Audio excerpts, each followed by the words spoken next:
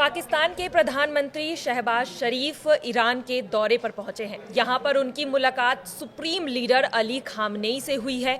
इस मुलाकात में किन मुद्दों पर चर्चा हुई है और इस मुलाकात की इनसाइड स्टोरी क्या है, आज इसी विषय पर हम चर्चा करेंगे। चर्चा में हमारे साथ जुड़े हैं मयंक।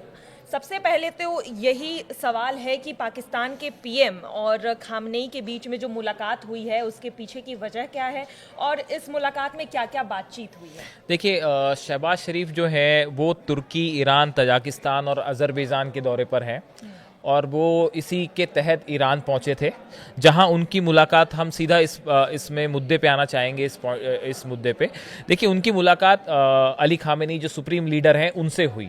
अब ये मुलाकात बेहद इंटरेस्टिंग रही है। इसको लेकर तरह तरह की बातें निकल के सामने आई हैं और जो बातें अली खामेनी ने शहबाज शरीफ से कही हैं वो पूरे इंटरनेशनल मीडिया में चर्चा का मुद्दा बन गई है। देखिए, जो सूत्रों के हवाले से खबर आई है उसके मुताबिक जो पहली बात निकल के आई कि अली खामेनी ने शहबाज शरीफ से कई बातों को लेकर नाराज़गी जाहिर की है। अब ये नाराज़गी सबसे बड़ी क्या है? इसकी सबसे बड़ी वजह है गाज़ा।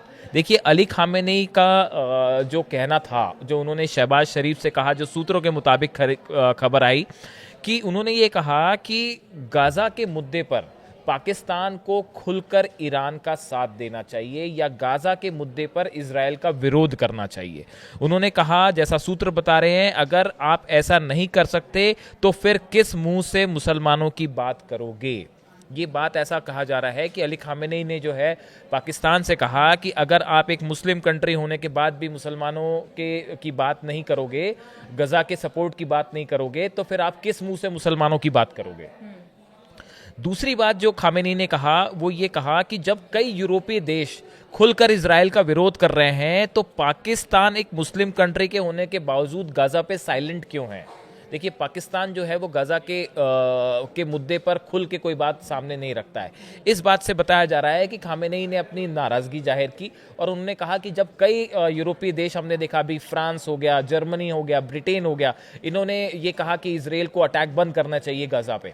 उसके बाद जब इन्होंने कहा, खामेनी का कहना ऐसा था कि जब यूरोपियन कंट्रीज अमेरिका के खिलाफ जाके जो है वो इजराइल का विरोध कर सकते हैं तो आप चुप क्यों बैठे हैं। इस बात से खामेनी जो है वो शहबाज शरीफ से नाराज नजर आए।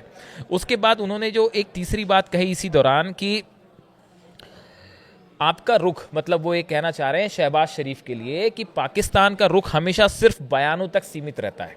वो सिर्फ जो है बयान, और वो भी बहुत कम बयान जो आते हैं वो फिलिस्तीन के बारे में या गजा के बारे में यदा कदाई कोई बयान आते हैं और उसके बाद बात खत्म हो जाती है। तो आपको खुलकर गजा और फिलिस्तीन के साथ आना चाहिए। ऐसा खामेनी का जो तीसरी बड़ी बात उन्होंने कही वो ये कही कि सिर्फ बयानबाजी से कुछ नहीं होगा। पाकिस्तान सिर्फ बयान देता है, बड़े बड़े ग्राउंड पे कुछ नहीं करता है फिलिस्तीनों के लिए, गजा के लिए। ये जो तीसरी बड़ी बात कही खामेनी ने इसी दौरान कहा कि देखिए, गजा में जो है वो छोटे छोटे बच्चे मारे जा रहे हैं। ये खामेनी ने बताया जाता है कि इस चर्चा में ये बात सामने आई कि छोटे छोटे मासूम बच्चे जो इजराइल के हमले में मारे जा रहे हैं, इसको कतई बर्दाश्त नहीं किया जा सकता और अब आपको ये तय करना है कि आप किसके साथ खड़े हैं।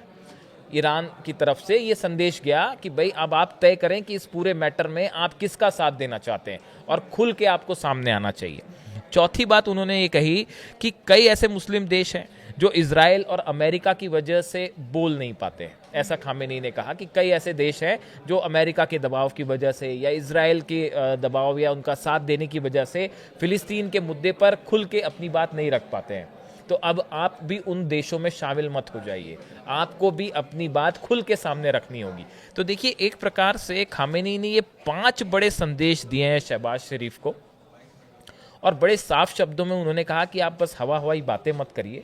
आप गजा और फिलिस्तीन के मुद्दे पे आपको ग्राउंड पे उन्हें समर्थन देना पड़ेगा। आप एक मुस्लिम कंट्री होने की बात करते हैं, अगर आप खुद मुसलमानों के साथ नहीं खड़ेंगे, उनके हक की बात नहीं करोगे, तो फिर आपकी बात पे विश्वास कौन करेगा। जी बिल्कुल। और इस दौरे के अंदर जिस तरह से ये बातचीत हुई है, इसके बाद हाल ही में देखा गया था कि मिसाइल्स और ड्रोन्स ईरान की काफ़ी चर्चे में थी। तो क्या इस मुद्दे पर भी कुछ बातचीत हो सकती है? देखिए ये जो है ये जो अभी तक खबरें निकल के सामने आई हैं कि जंग के दौरान भी जब भारत के साथ लड़ाई चल रही थी पाकिस्तान की, उस दौरान भी पाकिस्तान ने ईरान से उनका जो शाहिद ड्रोन है, शाहिद 149 ड्रोन जो है, इसकी डिमांड की थी। लेकिन जो खबरें अभी निकल के सामने आई हैं कि शहबाज शरीफ की इस विजिट के दौरान ईरान ने किसी भी तरह की हथियारों की डील करने से मना कर दिया है। ये अपने आप में बड़ी बात है। देखिए, ईरान ने ना शाहिद ड्रोन दिया है, ना किसी तरह की कोई मिसाइल, ना किसी तरह के कोई हथियार के साथ के लिए पाकिस्तान से डील करना मना कर दिया है। ये एक बहुत ही बड़ा डेवलपमेंट है। इसके साथ ही एक इंटरेस्टिंग बात यह है कि ईरान के जो राष्ट्रपति हैं पेजिशकियान, इनके साथ बायलैटरल प्रेस कॉन्फ्रेंस जब हो रही थी जिसमें शहबाज शरीफ मौजूद थे, उस दौरान साझा जो बयान जारी होता है उसमें ईरान की तरफ से भारत का जिक्र करने से ही मना कर दिया गया।